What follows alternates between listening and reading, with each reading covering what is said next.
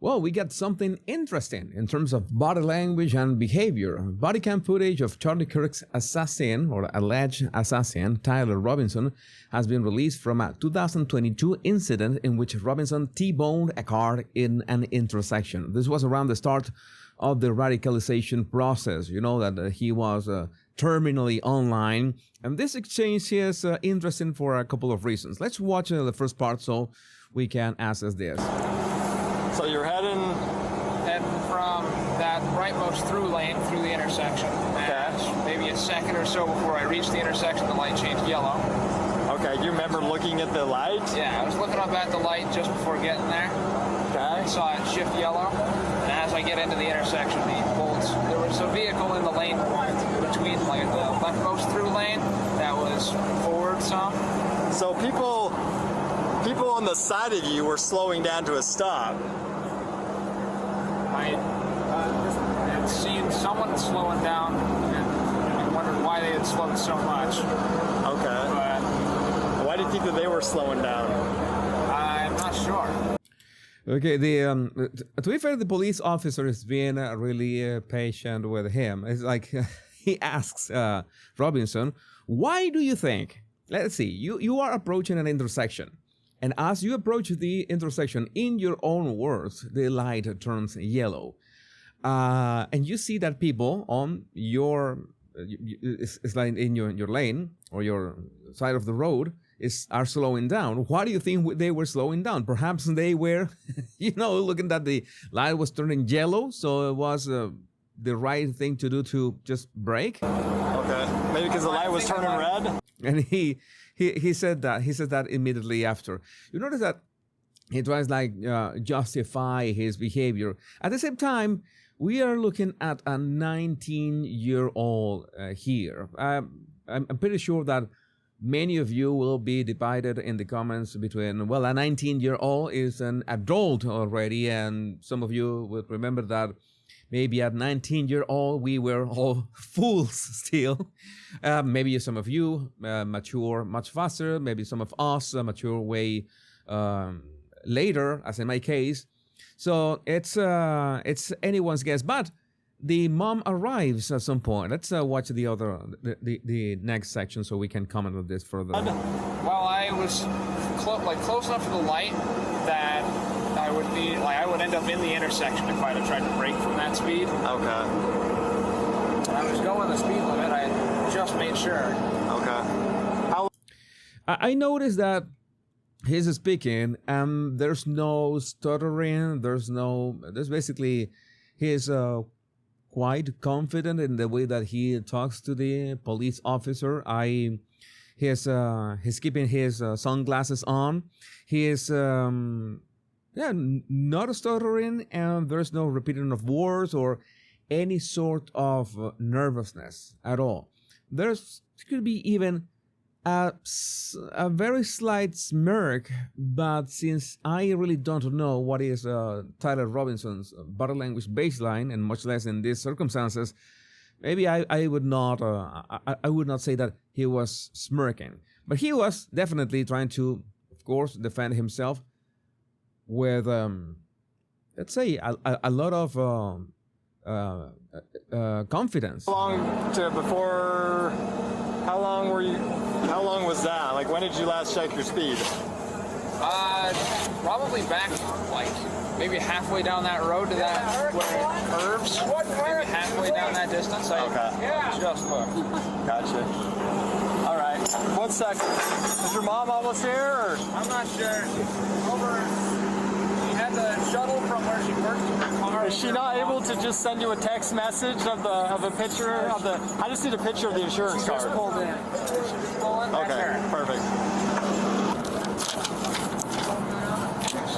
All right, buddy, here's your information back here.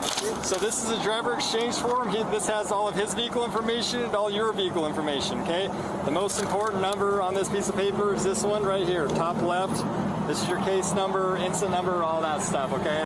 So some people, I've seen some comments saying that, he needed the mother to come and deal things with him. Well, usually it's not that unusual when a young adult is involved in a thing that requires insurance and all the paperwork and all the stuff, maybe they don't know what this is all about.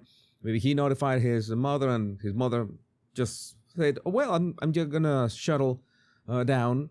And I see that some people are saying, oh, he's being pampered. It's like a helicopter parenting. Again, I think that your mileage may vary, as in, well, it depends of the family, and depends on if you think that you would be worried about your son as well, if he is okay, if he is had some kind of issues with the impact itself. So I don't see it as much as a problem that the mother arrived. And that's the number that the report will be filed under, all right? When you contact your insurance company, that's the number they're going to ask for right there, okay? So I am not issuing citations today because I can't prove one way or the other about exactly what happened, okay? So if your light is yellow, then he didn't yield. If your light was red, okay, and you sped up to make the red light, then that's your bet. Does that make sense? Yeah. I have a third party. I think that the police officer, again, was had a lot of patience and made sure for Robinson to understand that, okay, there's a big difference in here. He is not issuing a ticket or a citation, anything of the sort. The police officer, because he can't possibly know if he actually ran the red light. If it was in yellow, then is the other person's problem. If he ran on red, well, it's his issue in this case. And yeah, but most likely the officer didn't want to risk that he could contest that in court, and then the officer himself would have to prove that he actually ran on red. And if he has no way of proving it, then he prefers to play it safe and not issue the ticket at that moment. I see, again, Robinson, both before and after his mother arrives, he has the exact same behavior, exact same demeanor, and nothing like threatening or something like I don't know, maybe how to say this, maybe angry or maybe harsh in his answers to the police officer. I see it quite normal, in fact. I would say even boring, his behavior. Witness, there's just, we're like seconds. I just can't, I'm not comfortable with signing anyway because I don't know exactly what happened, okay? All right. So, do you have any questions about that? No. No? Okay. Another thing that I noticed is that as the police officer was talking, he always made sure, Robinson always made sure to establish eye contact, even if he was wearing his sunglasses. I guess that he was wearing the sunglasses because of the